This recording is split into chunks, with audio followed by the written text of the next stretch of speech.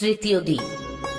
আজ কুরুক্ষেত্রে যুদ্ধ নয়, পরীক্ষা হলো ধর্মের।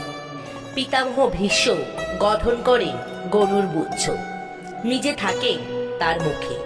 পাণ্ডবরা পাল্টা সাজান অর্ধচন্দ্রভুজ যুধিষ্ঠিরকে রক্ষা করতে।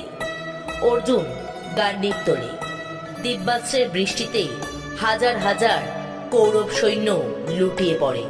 কুরুক্ষেত্র কেঁপে ওঠে। পিতামহ ভীষ্ম ও অর্জুন মুখোমুখি।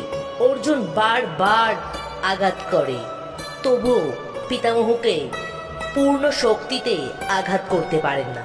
এই দ্বিধাতেই যুদ্ধ ঘুরে যায়। পিতামহ ভীষ্মের বাণ বৃষ্টিতে পাণ্ডব সেনা ধ্বংস হতে থাকে। ধর্ম বিপন্ন শ্রীকৃষ্ণ রথ থেকে নামেন।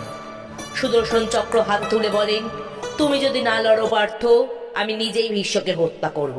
অর্জুন ছুটে এসে কৃষ্ণকে থামান, কারণ তিনি জানতেন ভগবান প্রতিজ্ঞা ভাঙতে প্রস্তুত যদি ধর্ম রক্ষা করতে হয়।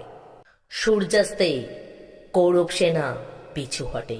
তৃতীয় দিন ছিল পাণ্ডবদের, কিন্তু যুদ্ধ এখনো অনেক বাকি।